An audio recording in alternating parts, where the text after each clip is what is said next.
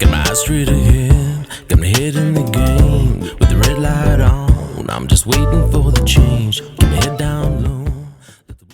Hi, j-fallon. Thanks for listening to The Slippery Slope. So I did an episode last week just highlighting the fact that after some surveys that were done, the results have come out that there's a large proportion of Queenslanders who do not trust the Queensland police.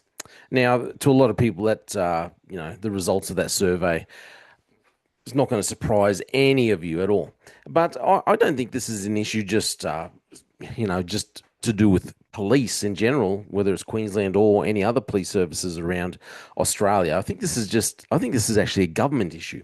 I'm going to look at this story here, and I think you can see there's a story that's come up that we're going to read through, and it's about the national watchdog they've got the hearings for the RoboDebt, which went on for years and years. So now they're doing these hearings into it, and reading about what they're doing, the action that they're taking, it really just highlights the divide between the us and them, the government, and how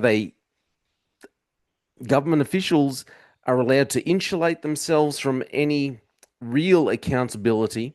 And even now that they've got this hearing up, they still don't want to really give over all the information. They're still holding back, still hiding behind a veil of secrecy in so many areas. And it's like the government, they know it, they know what they're doing. In my opinion, they know exactly what they're doing. They cannot allow complete transparency, because then they would have to actually hold people accountable for the decisions that were made. Let's just look at this article. It's very disappointing. There we go. National Watchdog defends no RoboDebt public hearings. Why would you have public hearings? I mean, crikey. The National Anti-Corruption Commission is investigating 6 public officials tied to the illegal RoboDebt scheme that resulted in several suicides.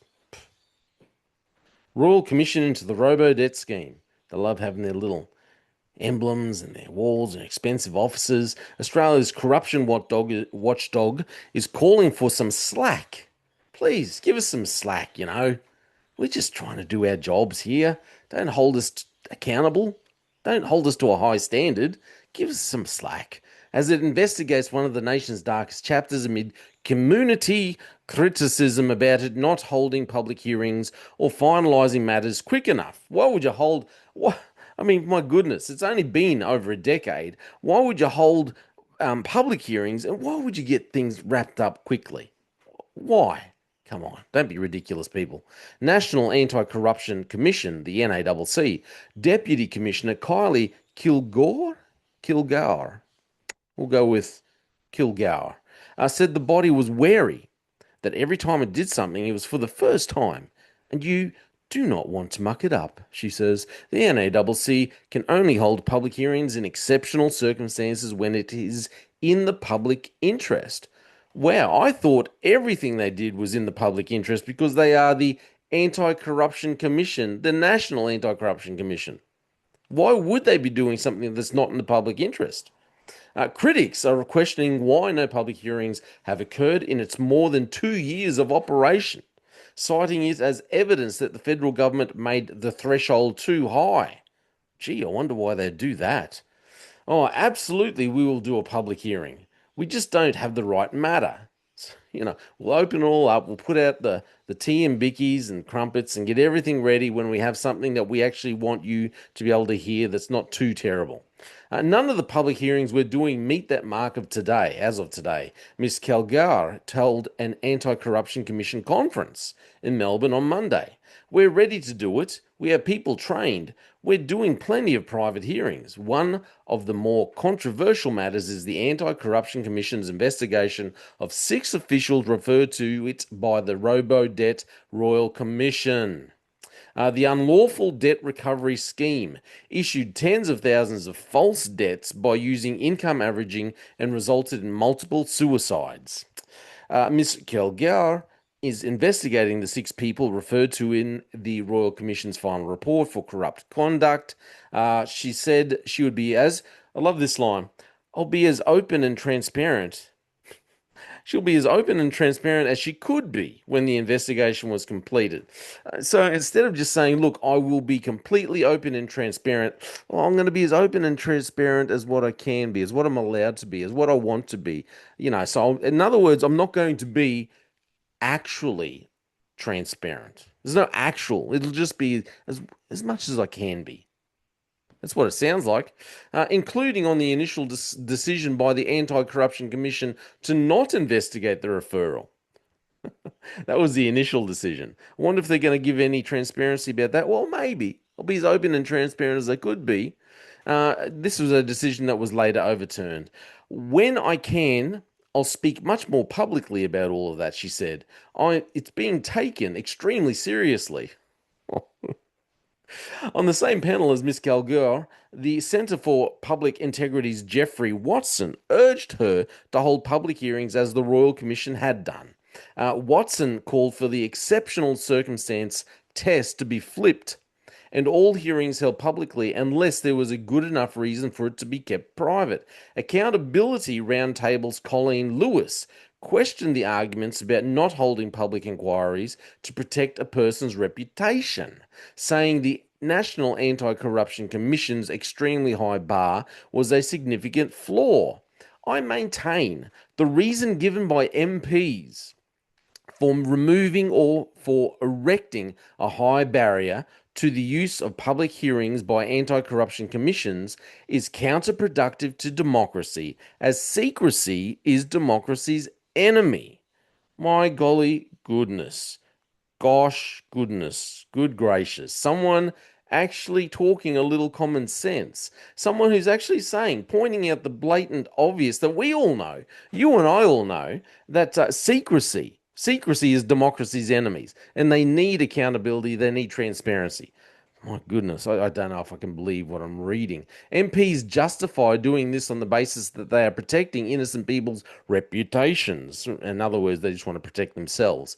Their reputations from being tarnished at a public hearing or conducted by an anti-corruption body. But aren't innocent people's reputations called into question in courts, in royal commissions, in the media, or through parliamentary privilege? Dr. Lewis said. She said none of those open justice principles should be curtailed, so why create stringent barriers for anti-corruption commissions to hold public hearings? Golly gee, do you really? This is a rhetorical question, surely. She says, none of those open justice principles should be curtailed, so why create stringent barriers for anti-corruption commissions? Obviously they make these barriers, these stringent barriers, because they're protecting themselves and colleagues, bureaucrats, because the people they're protecting know all the other stuff that they're trying to cover up, that they're trying to hide. This is why they do it. You can't have you you can't have this kind of privilege, this kind of secrecy allowed. It must be open and transparent. It must be open courts, open hearings held, because it just shows that they are trying to cover up something else. They're trying to hide from the public. It just highlights, in my mind, it just highlights the divide between us and them, and they're the ones that are creating it. They put themselves on this pedestal. They put themselves in these positions where they earn hundreds of thousands of dollars a year, and then they say, "Oh, but you can't judge us. You can't hold us accountable."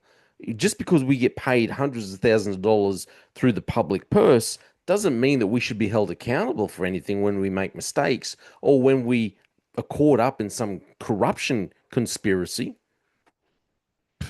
Don't hold us accountable. Heaven forbid. Australia loves its secrecy. Anyway, let me know what you think. Like I said, I think this just highlights the divide that we have between the general public and the government of all different layers that we have at the moment. Anyway, let me know what you think. I'm j-fallon. Do you think they will have public hearings? Check out the rest of my videos. Check out my music if you can, if you get a chance. Please give me a like, share, and throw us a comment. Let me know what you think, what you believe. I'm j-fallon. Thanks for listening to The Slippery Slope. They just fuel a desire that will take me higher. I'm on fire because nothing's gonna